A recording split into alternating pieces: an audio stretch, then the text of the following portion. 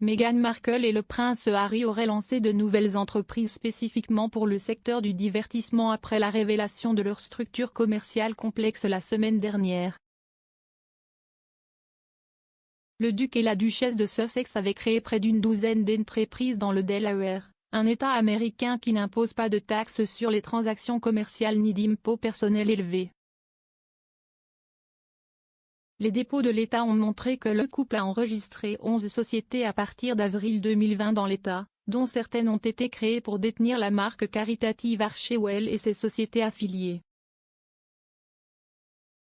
Au sein de ces dépôts, plus de la moitié de leurs nouvelles sociétés ont été créées pour le secteur du divertissement. Le couple a déjà signé un accord pour produire du contenu avec Netflix, estimé à environ 100 millions de dollars. 73,7 millions de livres sterling. Un autre accord avec le géant du streaming Spotify signé en décembre 2020 aurait une valeur supplémentaire de 18 millions de livres sterling. 2 autres sociétés ont été enregistrées avec les sociétés précédentes le même jour, il est maintenant apparu. Le Télégraphe a rapporté que le même avocat et chef d'entreprise qui a travaillé pour le compte de la duchesse de Sussex pendant des années a enregistré ces sociétés supplémentaires.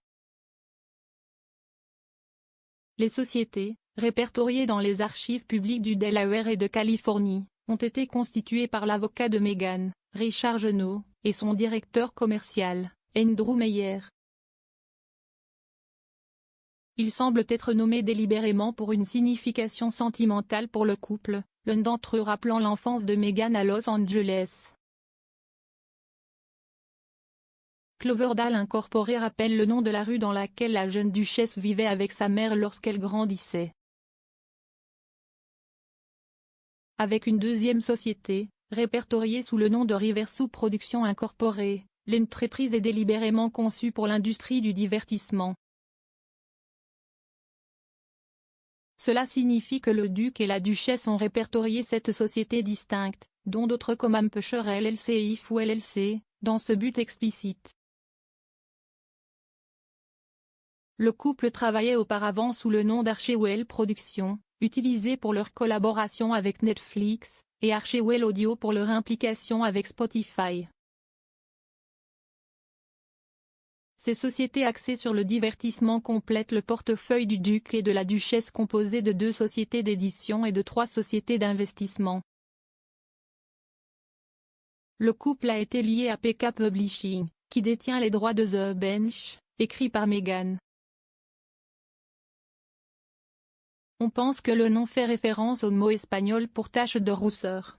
Ils ont également été liés à Orinoco Publishing, considéré comme l'éditeur en charge de la prochaine autobiographie du prince Harry. Cela a été considéré comme un changement de vitesse par ceux qui ont noté les précédentes poussées de Harry et Meghan sur le travail philanthropique et à but non lucratif. Ces derniers mois, ils ont rejoint les rangs de diverses autres entreprises, notamment en devenant des partenaires d'impact dans une société d'investissement éthique basée à New York, Ethic.